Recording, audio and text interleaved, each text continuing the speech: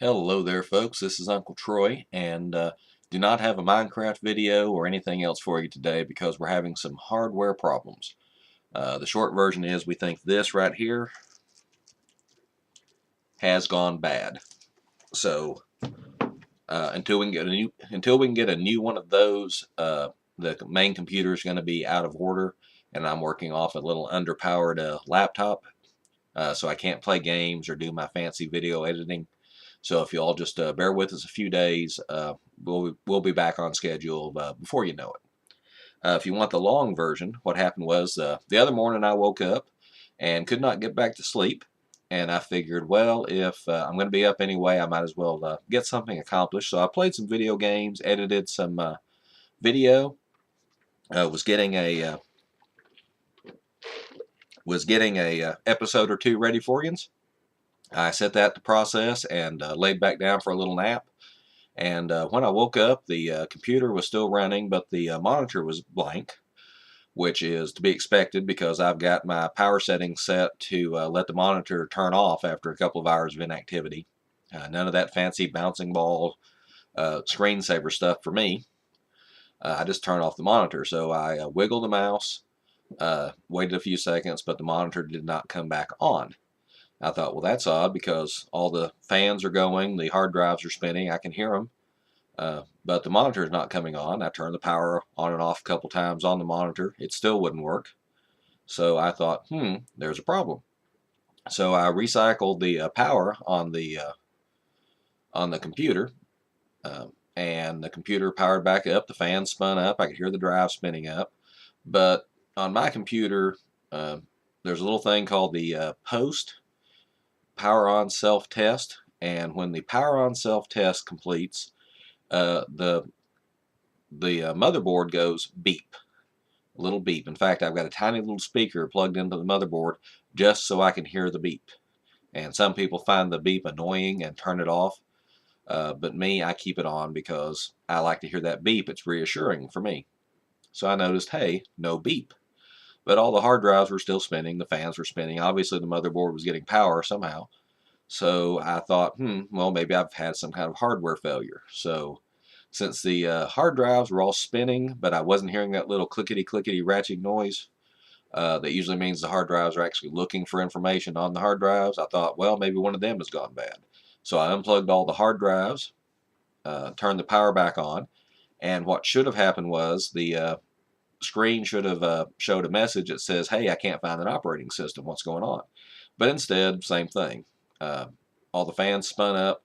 At least the drives didn't spin up this time, but the monitor remained dark and there was no beep. So I thought, okay, well, maybe my video card's gone bad. So I took the video card and all the other cards I had in the computer out, figuring, well, now it will boot up and it will use the included onboard video port on the back of the motherboard, and it should boot up. Nope, did not boot up, no beep.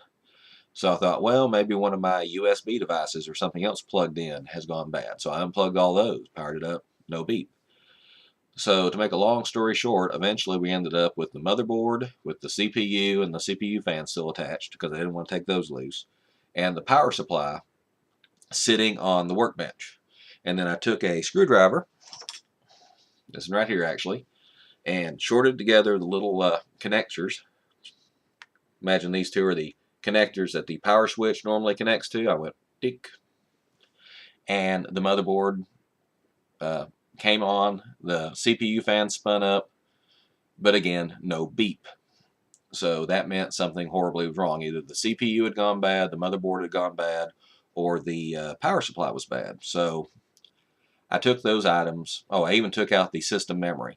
And a motherboard has to be pretty bad off. Something has to be majorly wrong with your system for the motherboard not to notice it doesn't have any memory plugged in and not go beep, beep, beep, beep, beep, going crazy, warning you about it.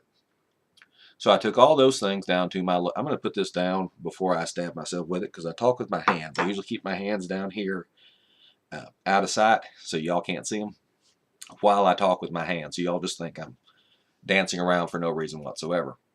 So I took everything, well, not everything. I took the motherboard with the CPU and the power supply down to the local computer store. Now, luckily, the motherboard and CPU were still under warranty. So they were able to hook it up to one of their power supplies and confirm that it worked. It went beep. Technically, he didn't say it went beep. He said it powered up just fine and seemed to be working normally. Now, unfortunately, he did not have a way of testing my power supply because this wasn't one of the ones that I had bought from them, and I had bought it sometime before, so it wouldn't have been in warranty anyway, and I would have had to pay for the thing, for all the diagnostic work and everything. So instead, he said, well, the motherboard works fine. If you've narrowed it down between your motherboard and your power supply, then it must be your power supply. So I said, okay, sell me a power supply. And it turned out the only ones he had in stock were not sufficient for my purposes. They didn't have all these connectors. He didn't have the right connectors on that thing, so I would not have been able to run all my hardware. So yeah, lots and lots of connectors. So I could have bought a power supply that would have powered my motherboard, but I would have had to run with half my hard drives and with a couple of other things. So I said, well, how fast can you get one? Well, he can order one, have it shipped over, and it'll just be a few days. In the meantime, I could took home the one he had, used it for a few days, brought it back, but that would end hooking stuff up and hooking stuff, big hassle. So instead, I just chose to do without for a few days. Fired up my laptop, hooked it up to my main monitor, which is right over here. Y'all can't see, I know, but hooked it up to the main monitor, my keyboard, my fancy mouse. Would not work with fancy mouse, by the way. Could not locate the drivers.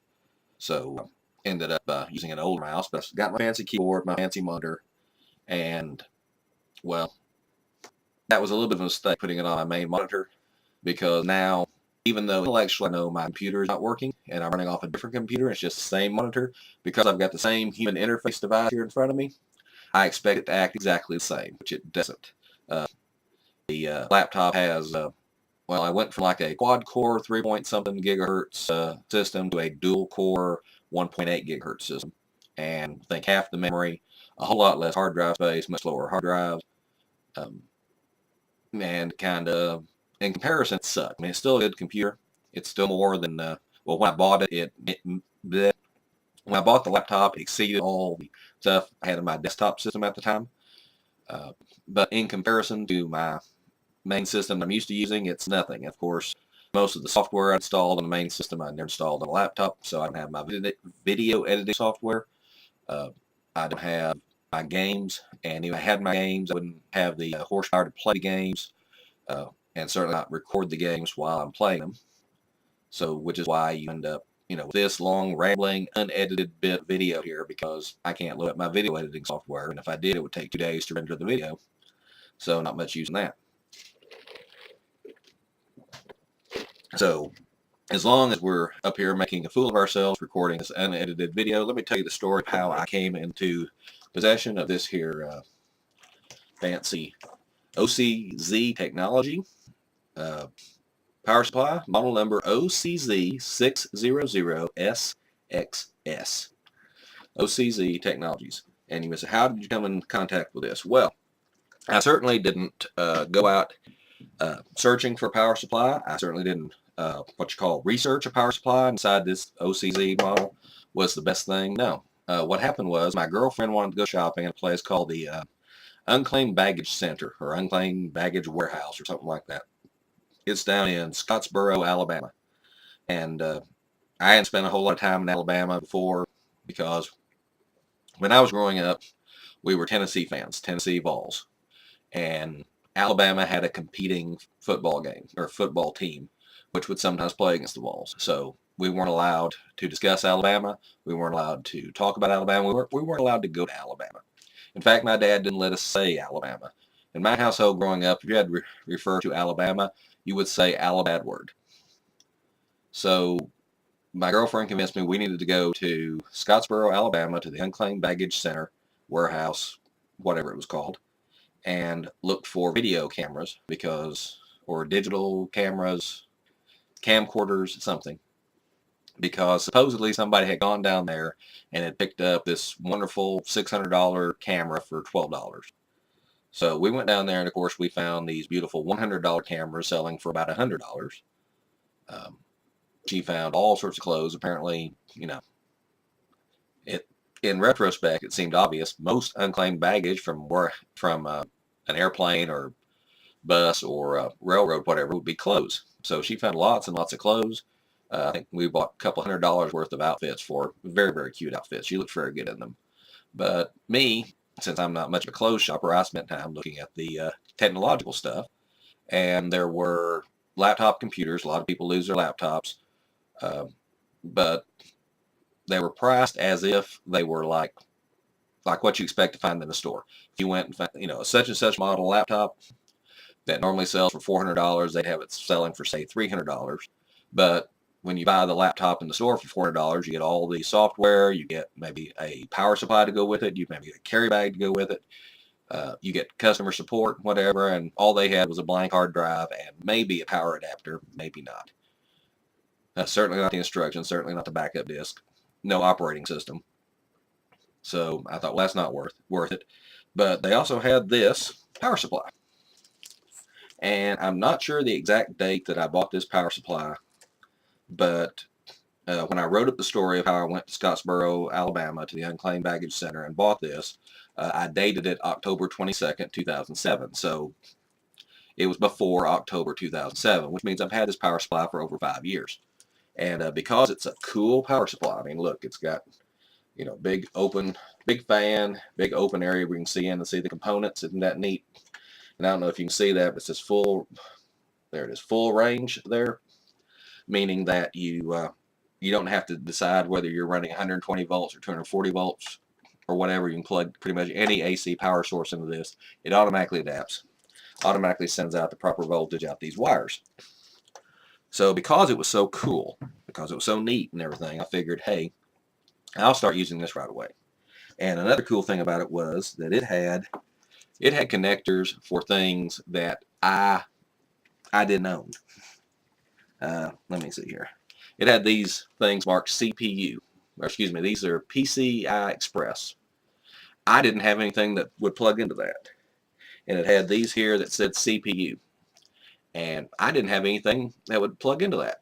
But hey, it was 600 watts capacity. I figured, hey, let's start using this. So I took out my existing power supply, put this in. Most of the connectors didn't connect to anything, of course, but it ran a little quieter, a little smoother.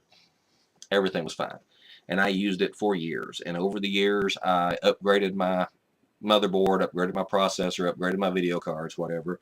And eventually I found, my latest motherboard had a connector for these, for extra power for the CPU. That's fine. And then later, I bought a new PCI video card that used these PCI Express connectors for extra power. And I ended up with 3 different SATA, whatever you call them, which use these connectors. So eventually this thing was useful until it apparently failed. And I had to order a new one. Now, I'm still not 100% convinced that this power supply is bad. I think it could still be a flaky motherboard. When I get the new power supply in, if the motherboard still doesn't work, well, then I'll know it's bad. And I'll take it back to the guy at the store and say, look, here's the power supply you ordered for me. I hooked up this motherboard, same problems. Can you, show me how it works together? Because there have been times in the past, not with this store, but with other stores, where they swear everything is just fine and dandy and wonderful. And I say, fine, power it up right here in front of me and show me that it works. And of course, then it didn't work. So, oh, well, it didn't do that before, sir. Let's fix that for you right now. Clickety-clickety thing, adjust this, reconnect that, break out one of these. So we'll see. The other interesting thing about this OCZ Technologies OCZ600SXS power supply is that I bought it for $25.99, or maybe $30 after tax. The cheapest I found them online now is like $50. I think 54 something after shipping, because I was thinking of replacing exactly same model, but apparently they're discontinued now, and no warranty, and quite twice what I would have paid for it to start with. So we're retiring it, basically. We're not going to use it anymore. I have hooked a voltage meter to it. I know the 12 and the 5 volt rails are putting out nominally 12 and 5 volts. This connector here, the one that goes straight into the motherboard, also has like 3.3 volts and some negative voltages and some other stuff. I'm not sure what wire is supposed to have what voltage, and you have to like hot wire them to get them to power up when this is not plugged into a motherboard. So I'm saving that for a later day when I feel a little more energetic and a little more likely to do it correctly, to test that.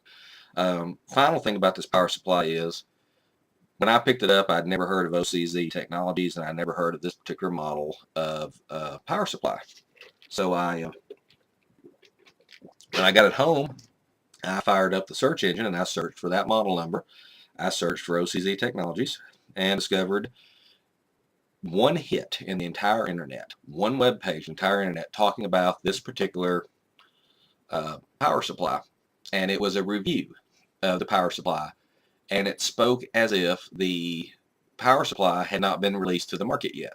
There wasn't even, the OCZ website didn't have, or at least it didn't show up in my search, didn't have a page for this device. There was one review that talked about how they got an advanced review copy, or like it didn't even say that, I just assume it got an advanced review copy, but reviewed the device, generally a good review. But that struck me as odd because with only one web hit in the entire universe, or at least that showed up on that search that day, made it sound like this thing had like just came out, like this was a review copy, or maybe from the very first production run or whatever, like they hadn't made it onto the market yet. But the people at the Unclaimed Baggage Center swore to me this thing was at least 6 months old, because apparently when a piece of baggage is unclaimed at the airlines or whatever, they keep them for, I think, 3 to 6 months, depending on the airline, depending on the bus line, depending on the train line. They keep it for like 3 to 6 months before they turn it into the Unclaimed Baggage Center. And then the Unclaimed Baggage Center sometimes takes a month or more to get it processed and get a price on it and get it out to the store. So they're saying 4 to 6 months. So according to them, this was found in a piece of luggage 4 to 6 months at least before I found it. But when I went, like I said, when I did a search for this unit number, tried to find review, tried to find the manufacturer page for it, I couldn't find it. Which makes it sound like, this is me, my crazy thing, that if this had really been in their stores for 4 to 6 months, this is like the prototype for this device.